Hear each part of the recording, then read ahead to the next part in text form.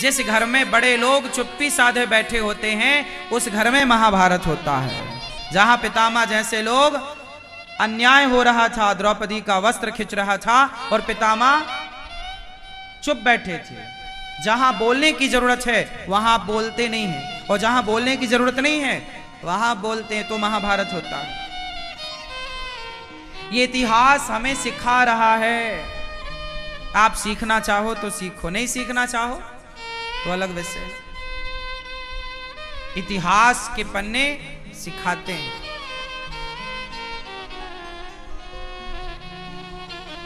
महाभारत का युद्ध क्यों हुआ? क्योंकि गांधारी अपने पुत्रों को संस्कार ना दे पाई। अच्छा बताओ, बच्चों को संस्कार देने की जिम्मेदारी बाप की होती है या मां की? आप बताओ, चश्मा वाले भैया, आपसे। हाँ हाँ, आप बताओ बेटा, माता और पिता में ज्यादा जिम्मेदारी किसकी है बच्चों को संस्कार देने की?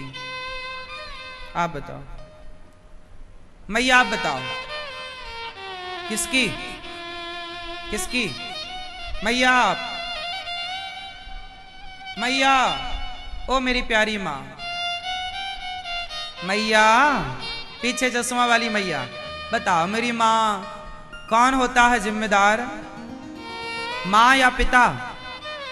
मैया कौन? मां कौन? मैया कौन? दोनों की जिम्मेदारी होती है, पर मां की ज्यादा होती है। पिता भी संस्कार दे अपने बच्चों को, पर मां ज्यादा, मां की जिम्मेदारी ज्यादा। क्यों? क्योंकि बच्चे मां के साथ ज्यादा समय व्यतीत करते हैं, मां के साथ ज्यादा रहते हैं, मां को ज्यादा प्यार करते हैं बच्चे। पिता की अपेक्षा बच्चे मां को ज्यादा प्यार करते हैं, हाँ या ना? इसलिए मां की जिम्मेदारी। इसलिए सीता मां जंगल में अपने पुत्रों को, लव कुश को संस्कार देने के बाद, लव कुश को संस्कार किसने दिया? राम ने या सीता मां ने? बोलो। सीता मां ने संस्कारवान बनाया, फिर राम को सौंपा। ये रहे आपके पुत्र, योग्य बना दिया, फिर सौंपा। मां की पूरी जिम्मेदारी है। आपका बच्चा हो तो बस उसे संस्कारवान बनाना। यदि बच्चा बिगड़ा तो गलती बाप की होगी, पर मां की ज्यादा होगी। बेटी बिगड़ी तो गलती बाप की होगी, पर मां की ज्यादा होगी। इसलिए इसलिए बोला, माता शत्रु पिता वैरी, ये न बालो न पाठिता, न शोभते सभा मध्य हंस मध्य बकोयत। वह माता, वह पिता बच्चों के सबसे बड़े दुश्मन हैं, जो माता पिता अपने बच्चों को सही वक्त पर सही संस्कार नहीं देते। संस्कारवान बनाइएगा। माता सुमित्रा, इतना अच्छा संस्कार दिया उन्होंने लक्ष्मण जी को कि जब लक्ष्मण जी वनवास जाने लगे तो लक्ष्मण जी को डर लगा कि मैं मां से पूछूंगा कि मां मैं भी राम के साथ वनवास जाऊं क्या, तो कहीं मेरी मां रोक ना दे कि बेटा तुझे थोड़ी वनवास हुआ, तू क्यों जाता है।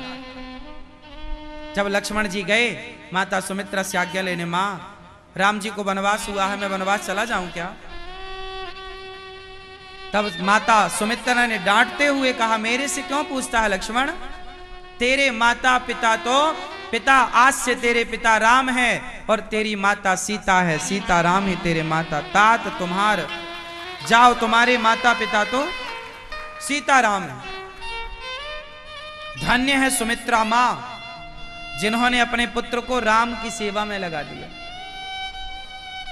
ऐसा संस्कार दिया लक्ष्मण जी को कि वो राम की सेवा से एक पल के लिए हटे नहीं। एक भगवान की सेवा करता रहा और एक भक्त की सेवा करता रहा। बेटा कैसे बनाओ? अरे बेटा सुमित्रा जैसी मां हो जो अपने बेटों को सेवक बनाती है। एक भगवान का सेवक है, एक भगवान के भक्त का सेवक है। शत्रुघ्न जी और लक्ष्मण जी दोनों सेवक। हाँ या ना? ऐसे संस्कार दिए सेवा के। इसलिए अपने बच्चों को सेवा करना सिखाओ, सेवा करने के संस्कार दो, अच्छा बोलने का संस्कार दो, अच्छे उठना बैठना सिखाओ, कहाँ कैसे बात करना है, किससे कैसे बोलना है। आजकल बच्चे संस्कारहीन होते जा रहे हैं।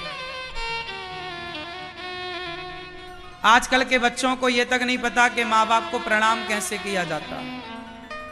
जाते हैं घुटनों को छू के आ जाते हैं, और वो भी लेफ्ट हाथ से, लेफ्ट हैंड से। दाहिने हाथ से पांव भी नहीं छूते, लेफ्ट को घुटना छू के ऐसे। क्यों? आप कैसे प्रणाम करते हो अपनी माँ बाप, अपने माता पिता को? सिर जमीन में नहीं रखते, हाथ से ऐसे।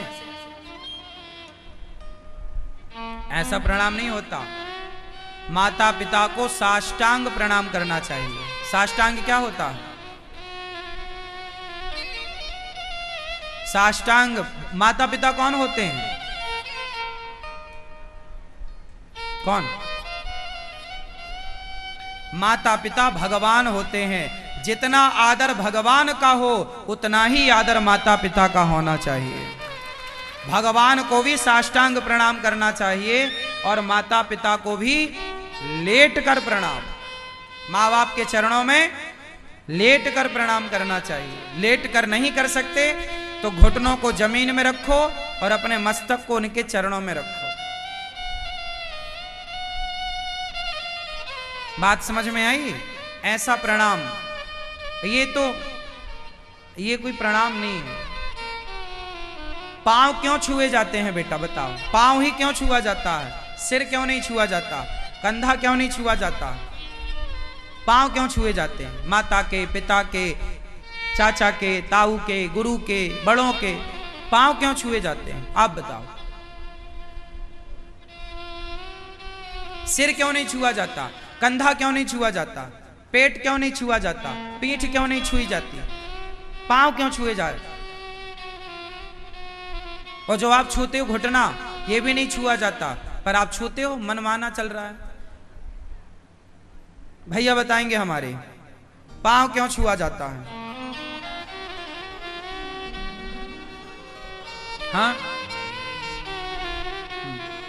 बताओ, ये भैया आपके बगल वाले पांव ही क्यों छुए जाते हैं माता पिता के?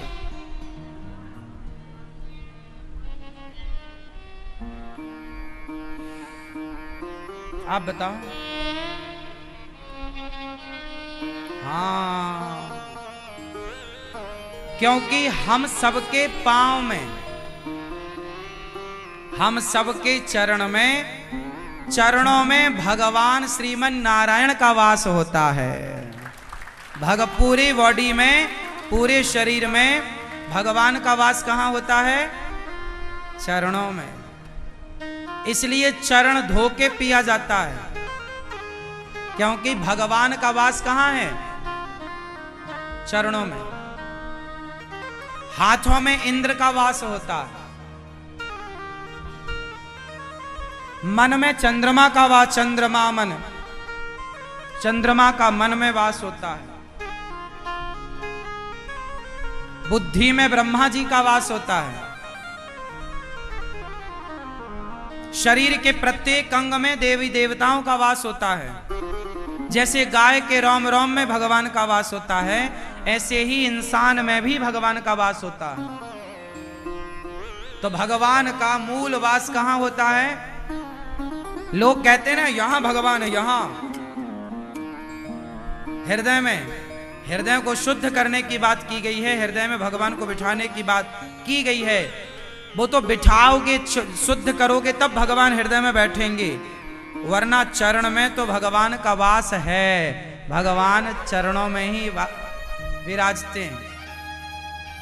इसलिए जब आप अपने माता पिता या बड़ों के प्रणाम करते हैं चरणों को, तो इस भाव से प्रणाम किया जाता है कि मेरे माता पिता के भीतर बैठे हुए उस परमात्मा को मैं प्रणाम करती हूं या करता हूं। मेरे गुरुदेव भगवान के अंदर जो भगवान विराजे हैं मैं उन्हें प्रणाम करती हूं या करता हूं। मेरे बड़ों बुजुर्गों के अंदर जो भगवान विराजे हैं उनको प्रणाम है। और वो विराजे कहां होते हैं? चरणों। भगवान का वास चरणों में, इसलिए चरणों को छुआ जाता है।